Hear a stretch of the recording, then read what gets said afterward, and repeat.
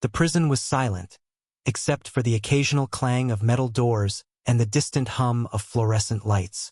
John Carter sat on the edge of his bed, staring at the photograph in his hands. It was a picture of his daughter, Emily, taken on her 6th birthday.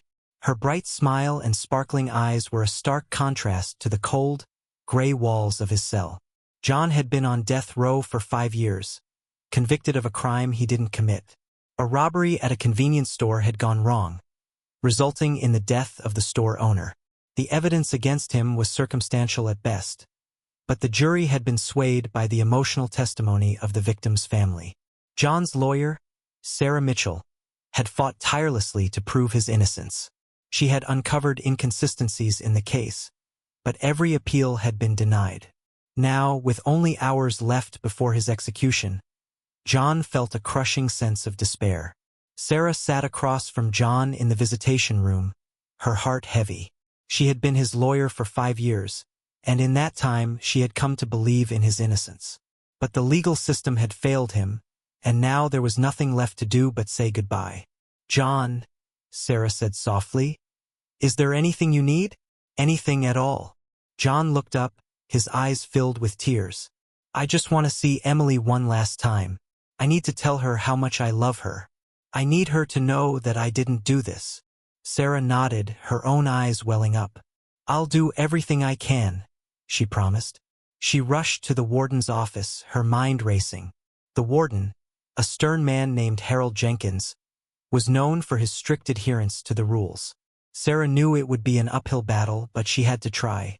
"Warden Jenkins," Sarah said, her voice steady but pleading, "John Carter has one final request.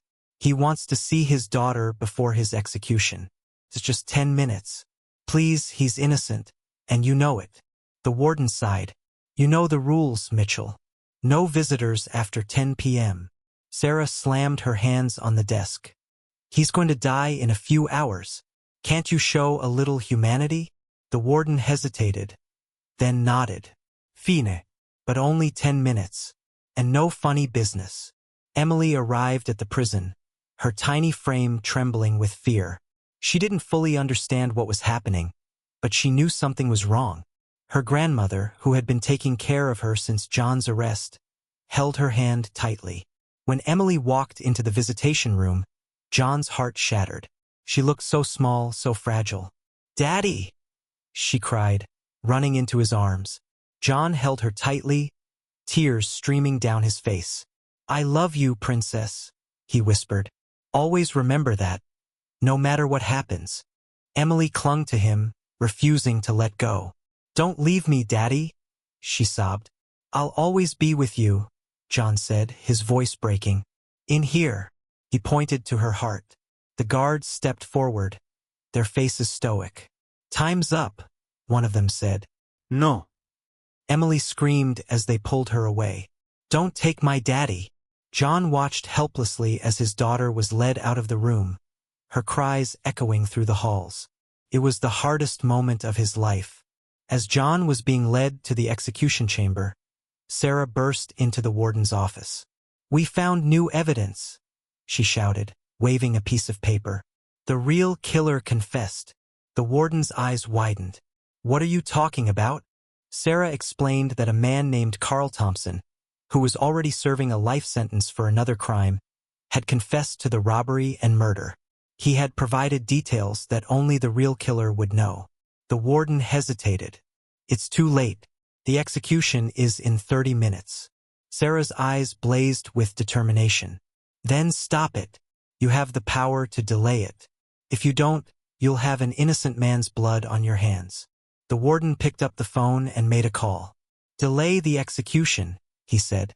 "We have new evidence." The courtroom was packed as the judge reviewed the new evidence. Carl Thompson's confession was undeniable. The real killer had finally come forward, and John's innocence was proven beyond a shadow of a doubt. When the judge declared John a free man, the courtroom erupted in applause. John hugged Sarah, tears streaming down his face. "Thank you," he whispered. "You saved my life." But the best moment came when John was reunited with Emily. She ran into his arms, her face lit up with joy. "Daddy, you're coming home." John held her tightly, promising never to let her go again. "I'll always be here for you, princess," he said. John's story made headlines across the country. He became an advocate for criminal justice reform, fighting to prevent others from suffering the same fate. As for Emily, she grew up knowing the truth about her father's strength and resilience. The bond between them only grew stronger, a testament to the power of love and hope.